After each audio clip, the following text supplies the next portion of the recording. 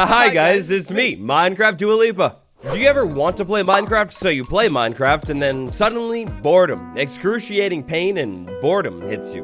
Well, if that's you, then this is the video for you.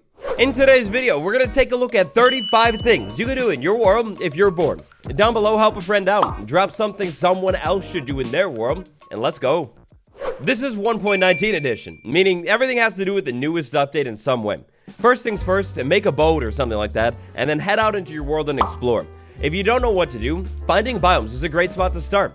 The mangrove swamp biome, one of the 2 new biomes in this update. Update's been out for a minute, so there's a pretty good chance you've already found one of these places, but just in case you haven't and you're looking for tips, consider looking by an ocean, but more specifically a warm ocean. And if you can't find an ocean, then start by looking near somewhere warm, like a savanna or a desert. Once you successfully found this place, go back to your base, grab a bucket and slime ball, and then come right back over to this biome. We're looking for the new mob inside of this biome. The frog type that you'll find spawning inside of the mangrove swamp biome is going to be that white, warm frog. They're going to look something like this right here. Once you've found them, give one a slime ball, give another one a slime ball, let them look romantically. Then frog spawn, and after frog spawn, give it a little bit of time, you'll get tadpole. Then grab a bucket and pick that tadpole up. If you're bored and you don't know what to do, try getting every type of Minecraft frog. There are 3 different types. This project will probably take a little bit more time than just finding a mangrove swamp biome, but it'll get you to explore your world. You're going to need to find a cold, a temperate, and a warm biome. After that, it's back over to one of our favorite swamp biomes in the whole game. Did you know the bee nest can actually generate inside of the mangrove swamp biome? If you've never had bees before, you're seriously and severely missing out. Find bees in the mangrove swamp biome, then study the bees. They'll go over to a flower, then they'll go back inside of their house. Once they're back inside of their house, come back over here with a silk touch tool or something and pick that house up. Bees are going to be the secret to many great things in your world. With a bee nest in hand, go back over to your base, add a couple supplies to the mix, and boom, you've got a bee farm. You'll get honeycombs and honey from this thing. While you're over at the mangrove swamp biome, I really hope you picked up a propagule, because if you didn't, your next step is back over to the mangrove swamp biome. You need that new tree. Once you have one propagule, it's time to set up a farm for these things. Back over at your base, study the propagule a little bit. These things are kind of crazy. You could set up a mangrove tree farm both inside of water and outside of water. It's kind of insane. But what came first, the mangrove tree or the mangrove wood? That's a really bad question. That's a really bad question. It's kind of obvious here. But now that you have the mangrove trees, it's time to build with the mangrove wood. Building with mangrove wood, it's fun. If you're an artist like me, maybe build a giant mural, but incorporate mangrove wood. And if you're not an artist like me, well, that's fine. This red wood is really, really unique, and it's actually pretty cool too. What does this red wood like instantly give off? I mean, it's obvious. As you can tell, this is a red barn with that red mangrove wood. You could tell because there's a cow up front. Build a mangrove wood barn. And you know what? While we're at it, I kind of forgot about our other new friend. Maybe you collected them all by now? Your brand new friend, the frog, and maybe even every single frog color if you're doing this video in order. They're gonna need a house too. Keep in mind that frogs jump, so you can't just use fences. You're gonna need a fully contained container, or you're just gonna need really tall walls. Kind of going full circle here, this segment started with the mangrove tree and it will end with the mangrove tree. The mangrove tree is great for the wood, of course, but it's also great for the propagule. Set up a propagule farm. To build a propagule farm, oh, it's so easy. All you essentially need are mangrove leaves and a little bit of bone meal. Bone meal at the bottom of a mangrove leaf block, and you'll get a propagule. It's pretty cool. Another cool thing that comes from the mangrove tree is this mangrove root block. It's a super unique block. Did you know that you could actually use this mangrove root block for some kind of generator? And this generator is super safe too.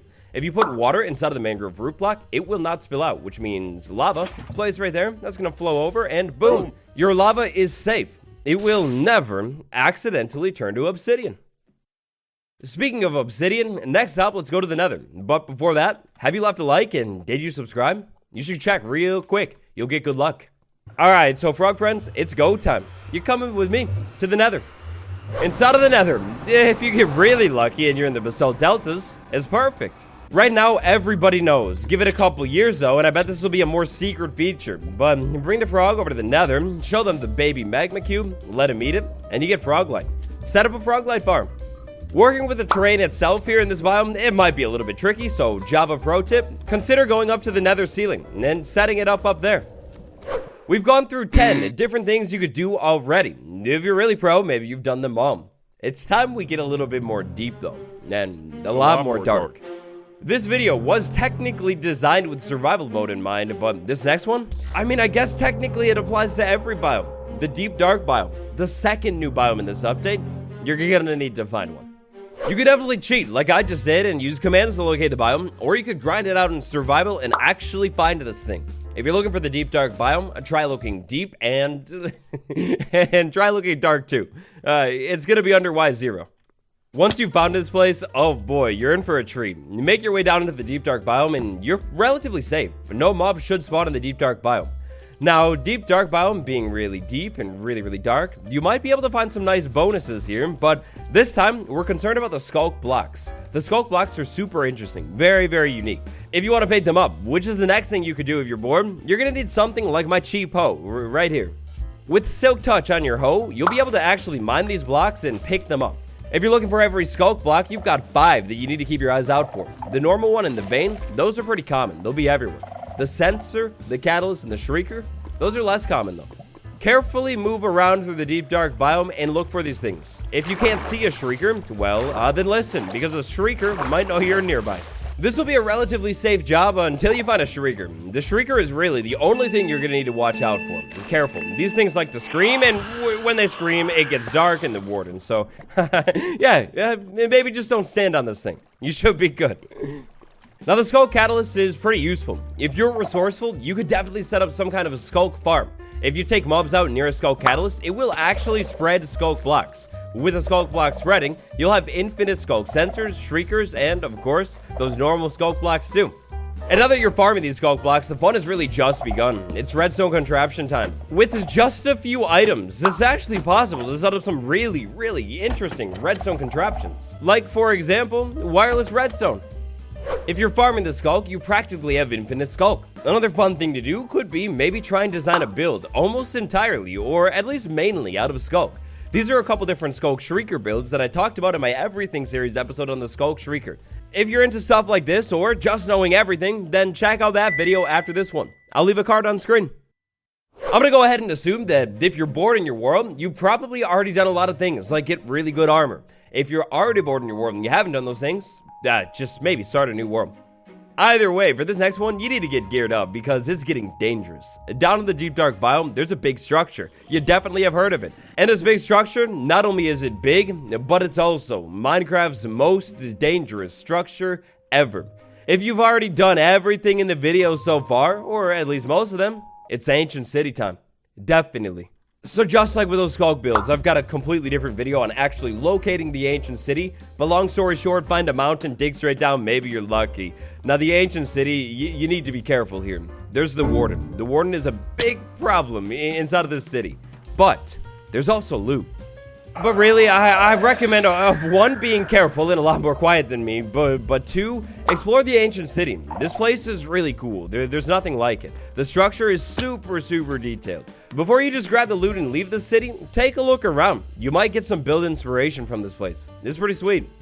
Then it's time to loot the city, definitely. Inside of the walls of the city, you're gonna find structures, and inside of those structures, you're gonna find loot. Collect the loot. First things first, we need disc fragments, 9 of them.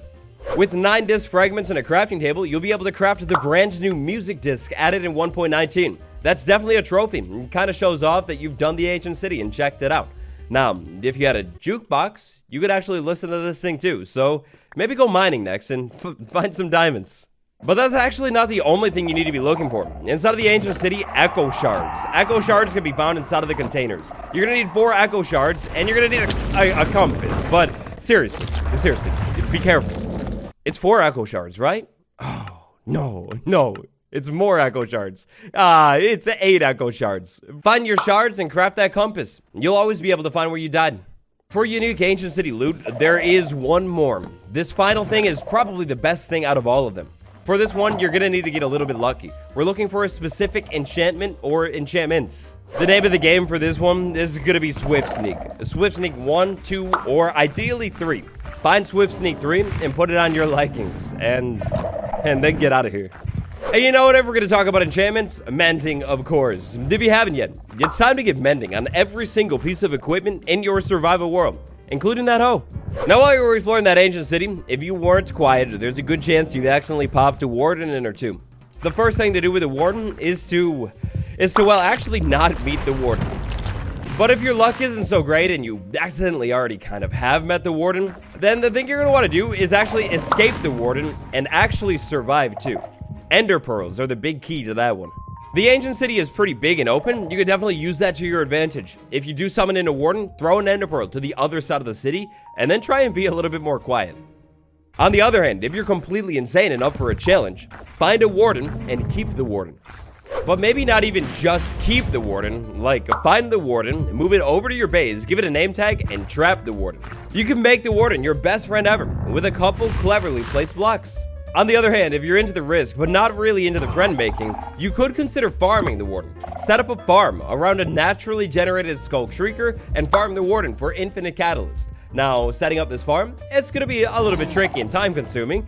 And to be honest, for just one Skull Catalyst, maybe not even worth it. But you totally could. You definitely can farm the warden. It is possible.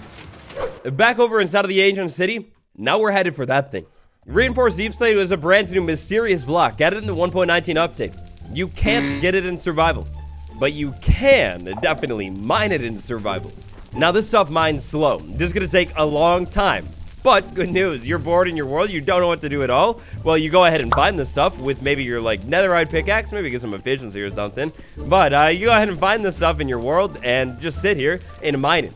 Maybe try and mine this entire portal frame out all the way because, I mean, well, up until this point, they haven't said that this is going to do anything. So you'll never need it in the future, right?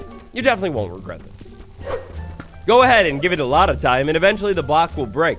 Then you could go ahead and replace that block with something else. Then you could go ahead and do it again, and again, and again. There's a lot of blocks here. This will keep you busy for a long time. Depending on the block that you went with for your big portal revamp, this could either be a serious upgrade, or a gigantic and massive downgrade. It just depends. Back over at your base, did you know that Minecraft 1.19 added mud to the game? In mud, you can farm this up with a little bit of water. For starters, if you haven't yet, it's definitely time to make mud. But seriously, why stop there when you don't have to? Not only make the mud, but maybe go ahead and level things up a little bit and farm the mud. And then once you farm the mud, you make it into packed mud. That's cool. Packed mud and mud bricks that come from packed mud are both beautiful looking blocks. And if you want to farm this stuff large scale, maybe it's finally time to set up some kind of gigantic wheat farm inside of your world. Did you know Minecraft 1.19 added goat horns? Okay, yeah, you probably already knew that. I just wanted to incorporate the goat horns somehow. I don't know, maybe like find the goats and then farm the goats until you have the goat horns. I mean, you could try and farm every goat horn. There are 8 different ones. That might take some time. Or, forget the goat horns, they're not that useful anyway. Instead, go on an adventure, a rescue operation, and find some LA. You've got to save them from the pillagers. Saving your LA friend from the pillagers is only step 1 though. Once you've saved your LA, bring it over to a jukebox and maybe play that music disc from before. When the LA listens to the music, it gets really happy. If you feed it an amethyst, it duplicates. Duplicate your LA, and then duplicate it and duplicate it and duplicate it. Maybe continue it until your world lags so much that you can't even play it. Farms, or collecting the items that come from the farms, are a great use for the LA. Set up a farm and then use the LA for all of the item collection from that farm.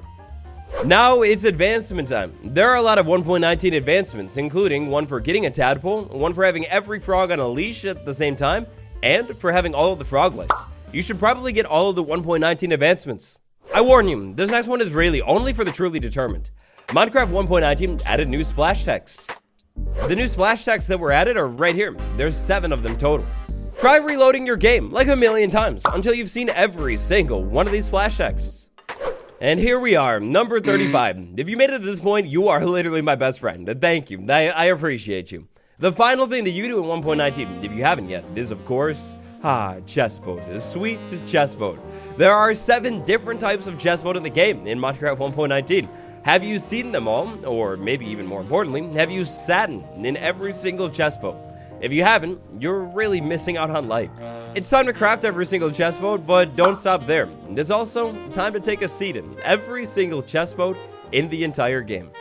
Then you've done it. You've completed 1.19. That's it. I hope you enjoyed today's video.